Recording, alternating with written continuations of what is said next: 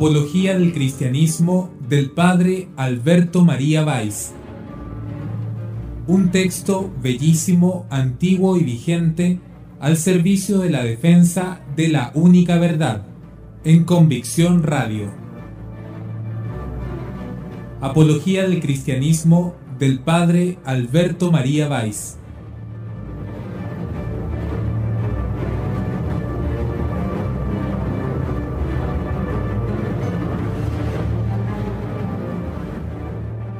Convicción Radio.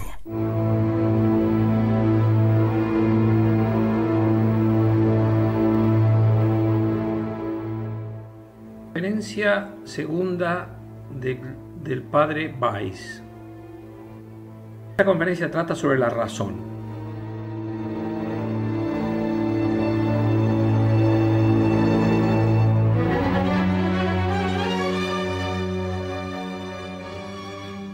El quinto dogma de la razón es el juicio y la sanción eterna. En fin, el quinto testimonio irrecusable que nos trae la razón es la remuneración de la otra vida. Si hay un Dios justo y omnipotente, si entre el bien y el mal hay una diferencia que no debe su origen al agrado de los hombres, si en fin continúa viviendo el alma después de la muerte, debe haber en la otra vida un juicio y una recompensa. Porque si hay una verdad que de tan universal manera prueban los errores, los eternos lamentos y los incesantes reproches de los hombres, honor que rara vez ha merecido verdad alguna, es que aquí abajo no siempre encuentra el bien su verdadera recompensa, como no siempre encuentra el mal su castigo completo. De ahí viene el que en sus concepciones religiosas y en sus fábulas populares han testimoniado todos los pueblos de todas las edades el particular interés que les inspiraba la muerte de los que habían penetrado en el más allá. La historia de la visita que hicieron a los infiernos Ulises y Eneas despertó entre los lectores de Homero y de Virgilio tan grande interés como las aventuras de San Brandán y la Divina Comedia en la Edad Media. Los pormenores con que se refiere Plutarco a la conversión de Tespecio de Soli, que después de su muerte vivió 3 días en los infiernos en medio de los tormentos de los malvados, y que, vuelto al mundo, hizo muy diferente vida, demuestran que no se edificaban menos los antiguos con aquella leyenda, que los piadosos e ingenuos contemporáneos de las cruzadas con el relato de Tundal o con el purgatorio de San Patricio. Tampoco podemos dudar de las fábulas de Minos, el juez de los muertos y el suplicio de Tántalo y de Sísifo.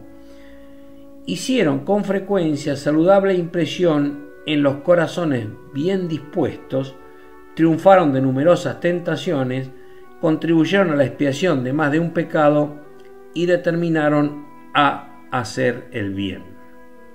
Cuando examinamos la vida de los antiguos y entre las seducciones de que eran víctimas, los vemos ejecutar tantas acciones heroicas, nos sentimos obligados a atribuirlo a la poderosa influencia que en ellos ejercía la fe en el juicio y en la remuneración del más allá.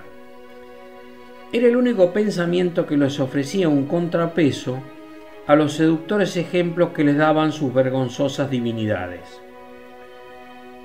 ¿Qué hubiera sido de ellos en una idolatría semejante si no los hubiera salvado la fe en una justicia eterna? Es cierto que hay pocos pueblos que la hayan comprendido con tanta seriedad como los egipcios, cuyas enseñanzas sobre el juicio después de la muerte eran ya conocidas de los antiguos y que nos son reveladas hoy con toda su pasmosa autoridad cuando se han podido descifrar sus descripciones funerarias. Pero la misma idea se formaron todas las grandes naciones de la antigüedad. Testigos son los indios y los persas, y no hay hombre reflexivo y sensato a quien no produzca impresión profunda esa creencia en el juicio y en la recompensa. Nadie duda tampoco de que hay muy seria moralidad en la magnífica fórmula con que en nombre de la eterna remuneración hacían sus juramentos los jefes de los guerreros que sitiaban y defendían a Troya. Comillas. Y habla Homero. Júpiter, nuestro Padre, soberano del Ida, Dios gloriosísimo y grandísimo Sol, que todo lo ves y todo lo oyes. Ríos, tierra y vosotros que después de la muerte de los hombres castigáis rudamente en el infierno al que hace juramento falso. Sed ahora nuestros testigos, nuestro apoyo y los guardianes de nuestra fe jurada. No podemos dudar, no podemos dudarlo, de que la idea del juicio después de la muerte ejerciera gran influencia moralizadora en el pueblo, cuyas creencias nos ha conservado Platón en una encantadora descripción que es bien conocida. Abre comillas. Si es inmortal el alma, dice Platón, exige que se la cultive, que se tenga cuidado de ella, no solamente en el tiempo que llamamos vida, sino también en el tiempo que le sigue, esto es, en la eternidad. Pues, a poco que reflexionéis, podréis comprender cuán peligroso es despreciarla. Si fuera la muerte la disolución de todo, no sería poca ventaja para los malvados verse, después de la muerte, libres de su cuerpo, de su alma y de sus vicios. Y puesto que el alma es inmortal, no puede librarse de sus males, ni salvarse sino siendo muy buena y muy sabia, porque no llevará consigo sino sus buenas y sus malas obras, sus virtudes y sus vicios, que serán la causa de su felicidad o desgracia eterna, que comienzan apenas llega a los infiernos. Y se dice que después de la muerte de cada uno, el genio que ha estado encargado de él durante la vida le conduce a un lugar donde se reúnen todos los muertos para ser juzgados. Cuando llegan los muertos al lugar a que los conduce el demonio, todos son juzgados, ya hayan llevado una vida santa y justa, ya hayan encanecido en la injusticia y en la impiedad. Los que han envejecido sin haber sido ni enteramente criminales ni enteramente justos, sufren penas proporcionadas a sus crímenes, hasta que, purgados y limpios de sus pecados y puestos enseguida en libertad, reciben la recompensa de sus buenas obras.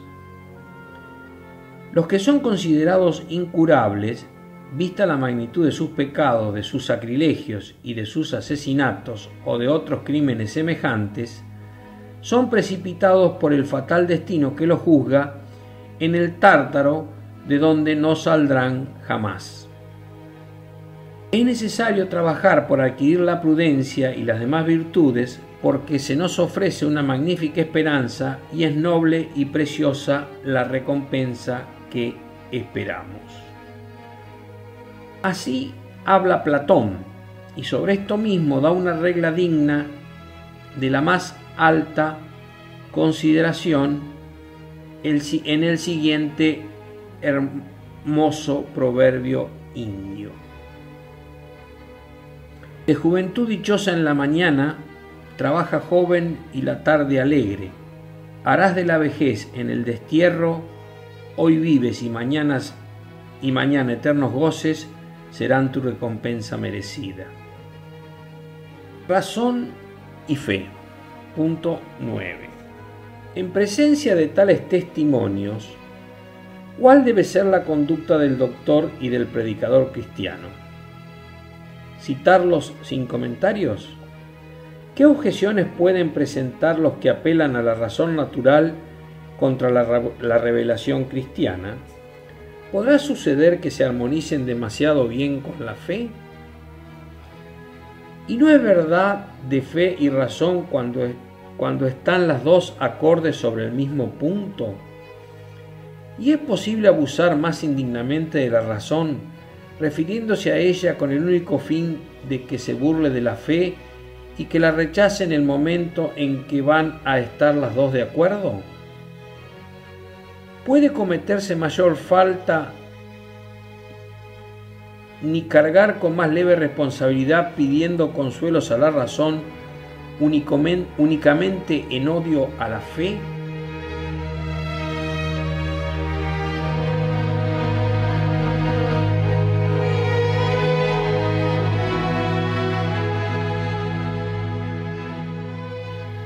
Continuamos el punto 9, razón y fe. Es lo que hacen los que pretenden apoyarse solamente en la razón, los que no admiten sino lo que ella prueba, los que rechazan la fe porque la avasalla y se opone a su desarrollo, los que le atribuyen un poder infinito y un ilimitado campo de acción. Sin embargo, nada hay allá dentro de que deba avergonzarse la fe. Es, por el contrario, un elocuente alegato en su favor.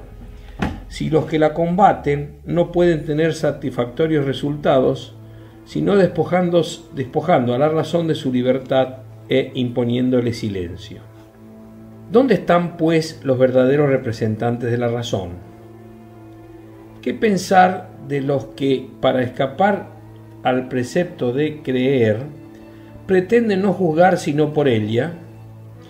¿Podemos tomarlos en serio o suponerlos animados de sincero amor a la verdad? No. Perdónennos los interesados este juicio que formamos de ellos. Y si hablamos así es porque tenemos pruebas y argumentos positivos de lo que afirmamos. Conocimos a un sacerdote que no estaba más que medianamente instruido, pero tenía una gran facilidad para la refutación. El tal sacerdote viajaba en un vapor por el lago Constanza, y entre los compañeros de viaje había dos caballeros que quisieron aprovechar la ocasión para ponerle en ridículo, lo mismo que a su fe de carbonero, ante la muchedumbre que se había aglomerado en el puente. Pero le salió mal la empresa. Provocado, se subió el sacerdote a un banco próximo para que le escuchasen mejor los que se apresuraron a rodearle con la esperanza de asistir a una derrota de la fe, y pasó inmediatamente de la defensa al ataque. El padre Weiss cuenta el diálogo. Dice el sacerdote: «Estamos en un buque, ¿no es cierto?». «Sí», le contestaron. «¿No es cierto que se mueve el buque?». «Naturalmente», le contestan. «No se mueve solo el buque, le pone en movimiento la máquina». «Sí», iba a responder por tercera vez el provocador, cuando su compañero, que era presa ya de la ansiedad, le dijo: «Di que no, si no estás cogido. Créenme, lo verás». Pero parecía aquello demasiado fuera de razón, y el espíritu fuerte dijo: «Sí». «Muy bien», dijo el sacerdote. «¿No se ha hecho a sí misma la máquina? ¿Es obra de un espíritu inteligente y reflexivo?». «Sí». «Y hecha la máquina, ¿se hubiera puesto en movimiento si no le hubiera impreso este movimiento otro espíritu inteligente y superior?». «No». «¿Y puesta en movimiento, conduciría el buque a su destino si no dirigiese esa máquina otro espíritu inteligente y más poderoso?». «Cierto que no», contesta el provocador. «Pues bien, ¿no es cierto que este gran mundo es una máquina mucho más grandiosa, mucho más complicada que esta cascarilla de nuez que boga sobre el lago?». «Sí», respondieron.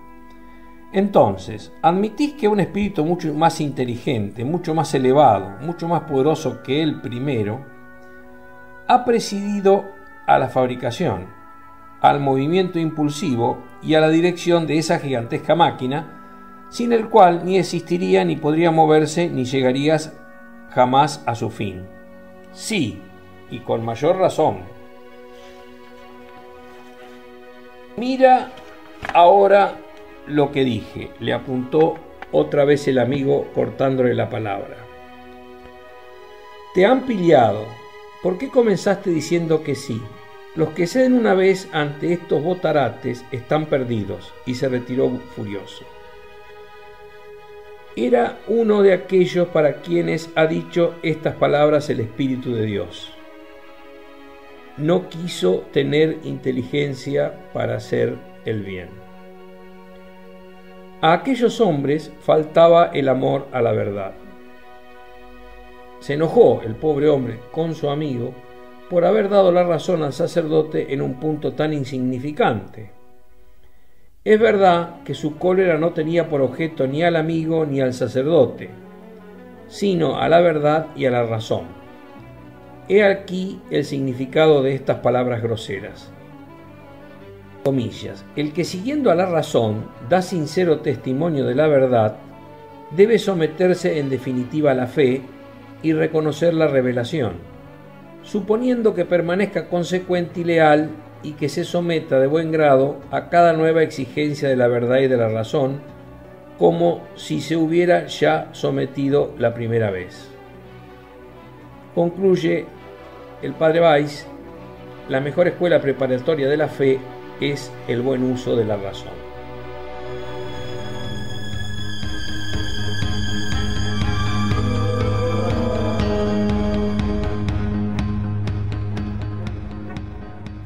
El punto 10. Es más difícil vivir según la razón que según la fe. El que es sincero para con la verdad y para con la razón no encontrará dificultades en la fe. La fidelidad a la voz de la razón, la pronta sumisión a la verdad conocida, venga de donde viniere, conducen fácilmente a la aceptación de la revelación. Es verdad que a veces se encuentra con dificultades el corazón del hombre. Por eso decimos de intento. Solo el corazón encuentra semejantes dificultades y no es inaudito el caso. Donde no las encuentra el corazón, menos las halla la inteligencia. Pero la mayor parte de las veces, las dificultades no alcanzan al lado sobrenatural de las verdades de fe. Se quedan en el lado natural que nos hace conocer la razón. La fe no nos ofrece, si vale la expresión, más que promesas consoladoras, y a la religión natural pertenecen casi todas las verdades que nos imponen deberes, victorias y combates. Mientras San Pablo predicaba a Félix la fe de Jesucristo, nada tuvo éste que oponer. Se puso a temblar cuando le habló de la justicia, del juicio y de la caridad. Entonces lo despidió. Es la eterna experiencia de todos los días. ¿Qué puede haber de más consolador que la fe en la encarnación de Dios, que la fe en el amor que Dios nos tiene, que en lugar de entregarnos a la muerte, sacrificó a su propio Hijo, que la fe en que con su sangre se borran los pecados, que la fe en la felicidad eterna, en su reino y la completa posesión del mismo Dios? ¿Cómo puede decir un hombre que encuentra dificultades para aceptar doctrinas semejantes? Pero no codiciar los bienes del prójimo, renunciar a un bien considerable que puede conseguirse a precio de una mentirilla, cerrar el corazón a los placeres prohibidos y los ojos a la hermosura que seduce, huir de un peligro que se ama, cortar dulces lazos que nos arrebatan toda fuerza y toda reflexión. Todo esto es algo que cuesta luchas, sacrificios y frecuentemente desgarramientos del corazón.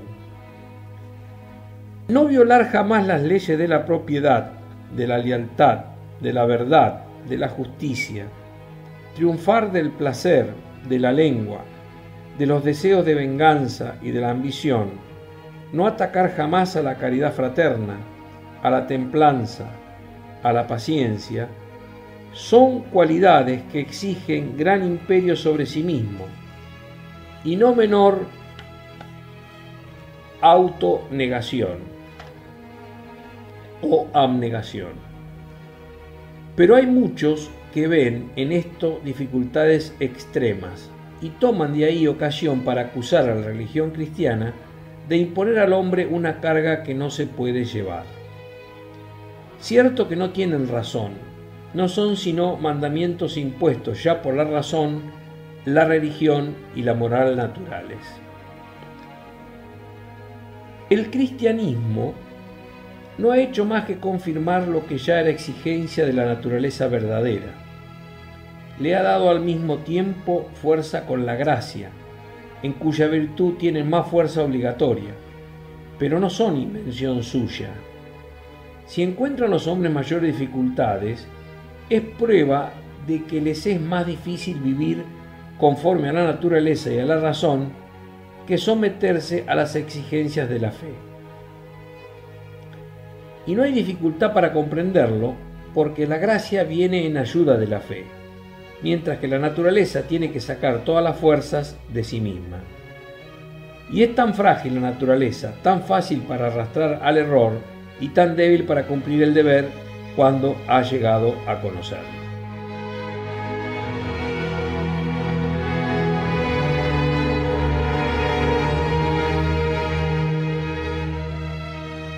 Punto 11. Necesidad de una revelación superior como auxilio dado a la razón. Es cosa singular que preste el hombre tan poca atención a esta verdad. Si hubiera necesidad de pruebas para demostrar que el hombre no es lo que debe ser, esta sería suficiente. Y como el niño se cree ofendido con la simple recomendación de que no se pierda o de que no tropiece, del mismo modo nada molesta tanto al hombre como decirle en tono de advertencia cuán sujeto está al error y a dar pasos en falso. Después, cuando se ha extraviado, cuando ha caído, todo el mundo tiene obligación de excusarle, porque el error es del dominio de la humanidad y porque estamos expuestos a caer todos los días. Mas, para tener derecho a invocar semejante excusa, es necesario que se nos permita decir de antemano, en tono de enseñanza o de aviso, que se extravía fácilmente nuestra inteligencia y que es débil y muy falible nuestra naturaleza. ¿Y a quién incumbe este deber mejor que a la fe cristiana? ¿Quién reconoce con más generosidad que ella los derechos y las capacidades de la naturaleza y de la razón? Contra los ataques de que ha sido objeto la potencia humana, siempre ha sostenido con toda energía la fe cristiana que el hombre está en estado de conocer lo necesario para llegar a su destino natural. Y jamás, como lo han hecho muchos sectarios, filósofos y poetas, ha creído suficiente atribuir al hombre nada más que una parte de esa potencia.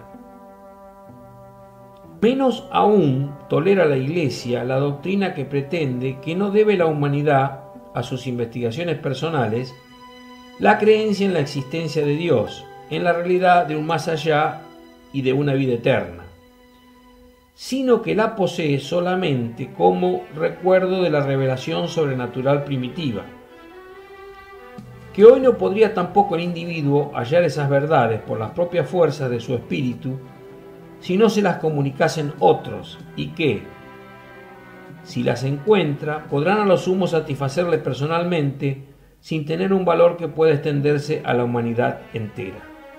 No, puede el hombre perfectamente conocer por sí mismo, por las propias fuerzas de su naturaleza, con entera certidumbre y con evidencia completa, a Dios, su Creador, su Señor y su fin último, lo mismo que la obligación de servirle. Y esta capacidad no la tuvo solo el hombre al principio, antes de su caída, sino que le ha quedado después de su caída. Tal es la doctrina del cristianismo, que se ha opuesto siempre con todas sus energías a cuantos esfuerzos han intentado rebajar las potencias del hombre. Mas, después de haber combatido tanto por su honor, parece que tiene derecho a darle a conocer su debilidad. Y no se le puede quitar este derecho si se sirve de él con la moderación que le caracteriza. Por otra parte, El cristianismo enseña que la caída original perjudicó en gran manera al hombre. Interiormente le ciegan, le engañan, le molestan las pasiones. Exteriormente todo es para él obstáculo y ocasión de caída. Abandonado a sí mismo, le es difícil hacer uso completo de su razón, ponerla en ejercicio sin errar y con mayor motivo vivir conforme a lo que dictan la razón y la naturaleza. Si hay, pues, un socorro que deba reconocer como indispensable, un auxilio que deba pedir con ardor y recibir con reconocimiento, suponiendo que tiene voluntad de llegar a su fin sobrenatural, es una luz cuyo brillo sea más vivo que el de la razón, un poder superior cuya fuerza sea superior a la de su naturaleza. Se dice el espíritu humano con el poeta del norte: tesoros de saber el sabio encierra, abarca su mirada mar y tierra, está bien y nadie puede objetarle nada. Pero, ¿cuántos son los sabios? ¿Quién es el que no se avergüenza de que le den un nombre semejante? Los verdaderos sabios son los que dicen con Sócrates que saben solo una cosa, esto es, que no saben nada. El necio desprecia los consejos, el sabio los acepta, vengan de donde vinieren. Cree el insensato que se basta a sí mismo, y sin rubor confiesa con Séneca el sabio que, comillas, nadie es bastante poderoso para bastarse a sí mismo, y que, para sacarnos del abismo, necesitamos que nos tienda otro la mano.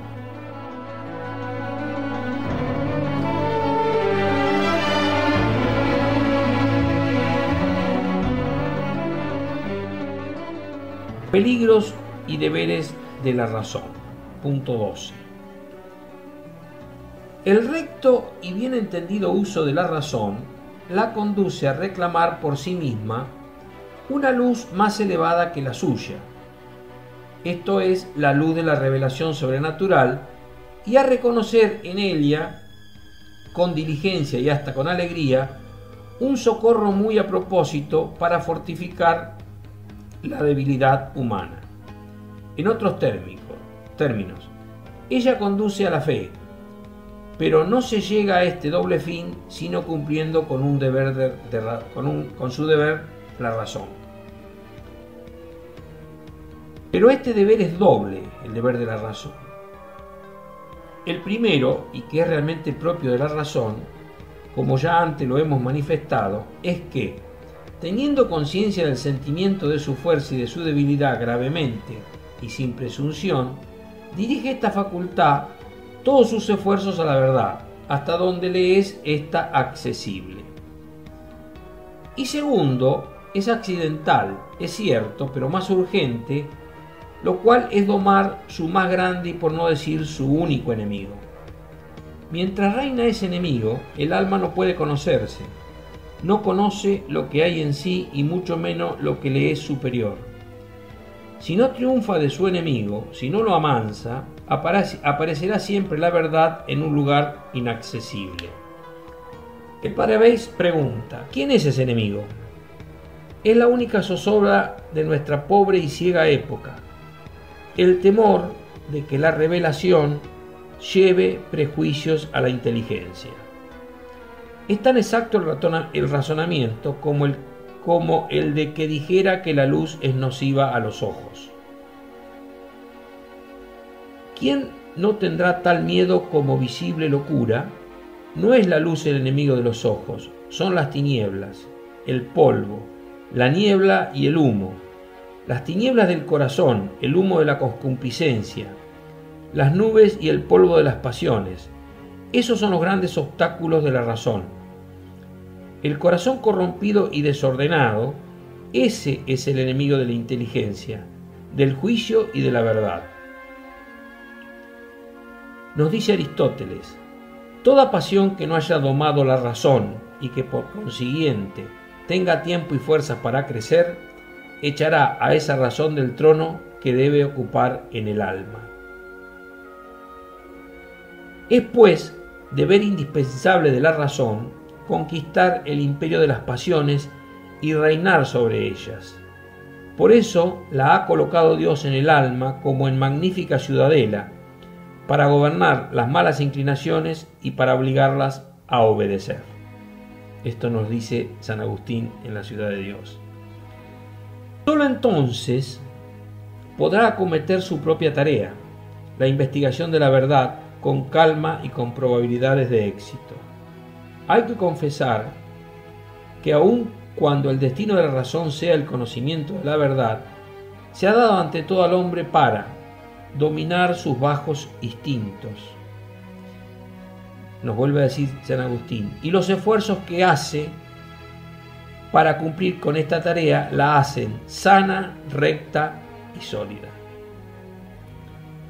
Por eso hay maravilloso cambio en los papeles.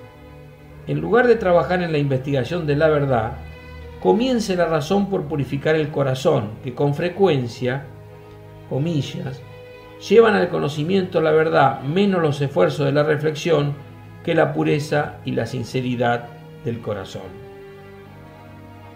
Seguimos con San Agustín. No está la sabiduría en un alma malévola, ni habita en un cuerpo sumido por el pecado. Solo en el corazón puro fija su mirada la razón, cuando se ha impuesto una vez silencio a las pasiones, cuando ha sido vencido el orgullo y cuando reina la paz en el alma. Entonces piensa bien el hombre y halla sin dificultad el camino de la verdad. Porque esclarecida es la sabiduría, fácilmente la ven aquellos que la aman y la hallan los que la buscan. Toma la delantera a los que la codician y se le muestra a ellos la primera. Sabiduría 6, 13, 14. Y si debe la razón preparar el camino a la fe, por su parte el corazón debe preparar el camino a la razón y a la fe. Por el corazón comienzan todas las enfermedades del espíritu, y por el corazón se curan también. Corazón puro, espíritu iluminado. Fe firme, tal es el medio para dar solución a estos enigmas. Y aquí concluye la introducción del Padre Félix para pasar a la conferencia número 3.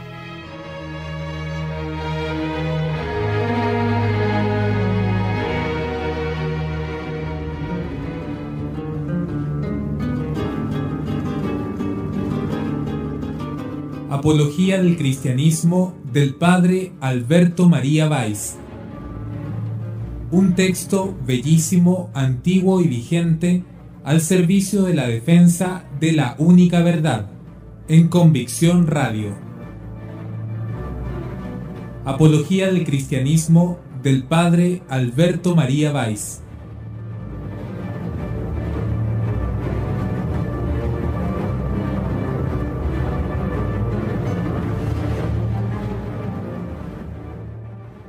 Convicción Radio.